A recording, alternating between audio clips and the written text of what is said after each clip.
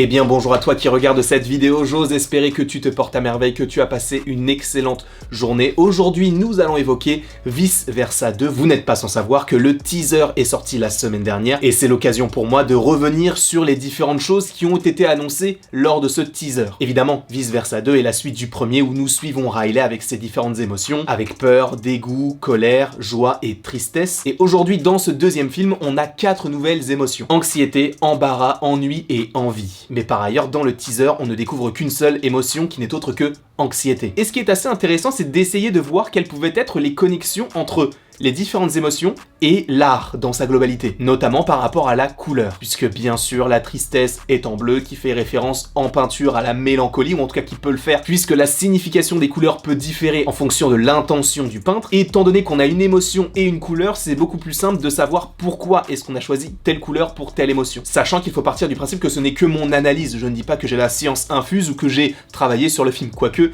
j'aurais vraiment bien aimé. Et avant de rentrer véritablement dans les détails de quelle couleur pour quelle émotion, j'avais envie de revenir avec vous sur le fait que, oui, Vice Versa 2, en tout cas son teaser, a réalisé un nombre de vues incroyable avec 157 millions de vues en 2 jours, en lien avec donc le teaser. Sachant que c'est la première fois qu'un tel palier est atteint pour un film d'animation. Donc déjà, ça annonce la couleur, sans mauvais jeu de mots. Puisque oui, nous allons commencer avec Anxiété. Anxiété est de couleur orange. Et le orange a pas mal de significations. Mais dans ce cas précis, j'ai fait la référence entre le personnage et le cri de Munch, qui est une peinture très connue. Et si on regarde derrière, eh bien nous voyons que le ciel est un petit peu orangé. Et étant donné qu'on a un personnage qui crie, qui peut faire référence bien sûr à quelqu'un d'angoissé, il y a évidemment cette touche d'orange qui n'est pas passée inaperçue. Et bien sûr que l'orange n'a pas qu'une seule signification, mais dans la manière où je l'analyse de cette manière-là, je me dis que ça pouvait être assez intéressant de coller ça par rapport à une autre peinture plutôt connue. C'est pour ça que j'ai choisi cette peinture là, sachant que la plupart du temps le orange représente la réalité, et avec ce personnage là on risque d'être servi, puisque cela va dans l'évolution même du personnage de Riley, qui avant n'était pas forcément anxieuse puisqu'il y avait possiblement moins de problèmes dans sa vie, même s'il y en avait quand même pas mal, mais là on va rentrer sur d'autres thématiques qui fait que l'anxiété est présente. Et le orange est également associé à la volonté de confort, mais également le fait de se priver, qui peut encore une fois faire référence à l'anxiété, d'où le fait qu'ils aient choisi cette couleur là. Alors évidemment l'anxiété peut être représentée de plein d'autres manières et avec plein d'autres couleurs. Cependant, il fallait se différencier avec les couleurs qui existaient déjà dans l'univers de Vice Versa, et l'orange me semble logique. Ensuite, on a donc les 3 autres émotions qui n'ont pas été dévoilées dans le teaser, mais sur le poster, où on voit notamment embarras, donc envie et ennui. Et on va se focaliser sur le personnage d'Embarras. Déjà, dans un premier temps, on peut voir que Embarras a l'air d'être beaucoup plus imposante que les autres. L'une de ses mains tient la plateforme sur laquelle il y a les autres émotions, qui montre à quel point elle semble être costaud et très grande. Et la couleur qui a été choisie pour l'embarras, c'est le rose. Et cette couleur est également choisi avec minutie, puisque le rose représente en partie la délicatesse. C'est une couleur apaisante, et si on tease un lien avec l'émotion en question, c'est le fait d'avoir peur de gêner les autres, puisque le rose est donc, comme je viens de vous le dire, une couleur apaisante, et c'est un beau paradoxe de faire en sorte que cette couleur qui soit vraiment, entre guillemets,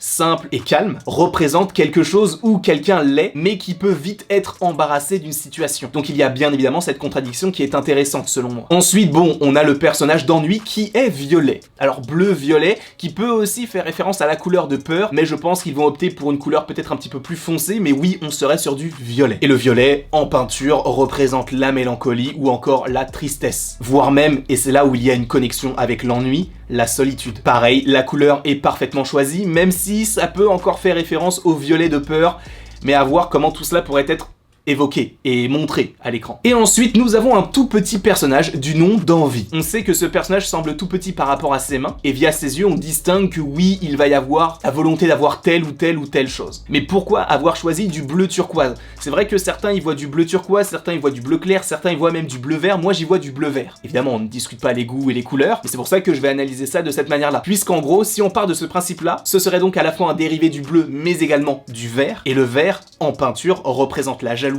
et par conséquent l'envie. Le fait de se dire elle ou lui a ça, eh bien je veux la même chose. Et donc cette couleur représente donc cette émotion. En tout cas voilà, évidemment ce n'est qu'une analyse parmi tant d'autres qui peut être portée concernant ce film là, mais j'avais vraiment envie de vous proposer une petite vidéo par rapport à tout cela, j'espère qu'elle vous aura plu. N'hésitez pas à l'aimer, à la partager, à la commenter et vous abonner si ce n'est pas déjà le cas.